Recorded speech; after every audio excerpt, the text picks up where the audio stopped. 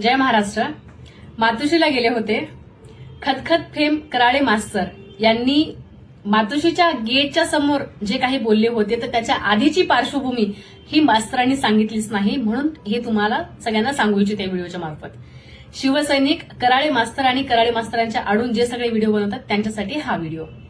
कराळे मास्तर, आपण जेव्हा मातोश्रीला गेला होता तेव्हा आपल्याला सांगितलं होतं की साहेबांच्या ऑलरेडी मीटिंग ज्या आहेत त्या ठरलेल्या आहेत आणि साहेब ऑलरेडी मीटिंगमध्ये बिझी आहेत. तरीही तुम्हाला रवी म्हात्रे काकांनी आतमध्ये घेतलं, तुम्हाला चहा दिला, तुम्हाला तिळाचा आणि गुळाचा लाडू खायला दिला. मीटिंगमधून थोडीशी फुरसत मिळाल्याच्या नंतर तुम्हाला विनायक राऊत साहेब भेटून तुमचं सगळं ऐकून आपल्याला 20 मिनिटाचा वेळ दिला विनायक राऊत साहेबांनी. आणि त्याच्यानंतर तुम्हाला फेब्रुवारीचा वेळ दिला.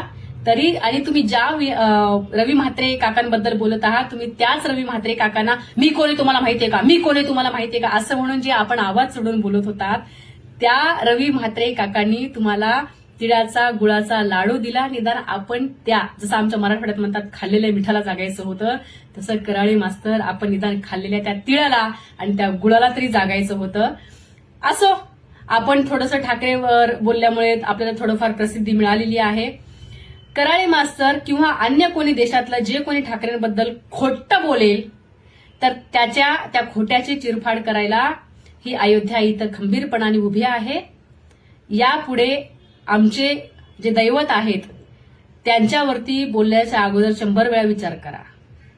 काय ना, उद्धव साहेब म्हणजे सूर्य आहे आणि जेव्हा तुम्ही सूर्यावरती थुंकाल ना तर ती थुंकी स्वतःच्याच अंगावरती येईल.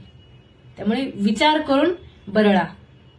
वाईट वाटते कराळे मास्तर की तुम्ही खाल्लेल्या गुळाला आणि तिळाला सुद्धा जागला नाहीत. असो, कराळे मास्तर तुम्हाला जी फेब्रुवारीची वेळ दिलेली आहे ना तर त्या वेळेत नक्की येऊन भेटा बरं. जय महाराष्ट्र.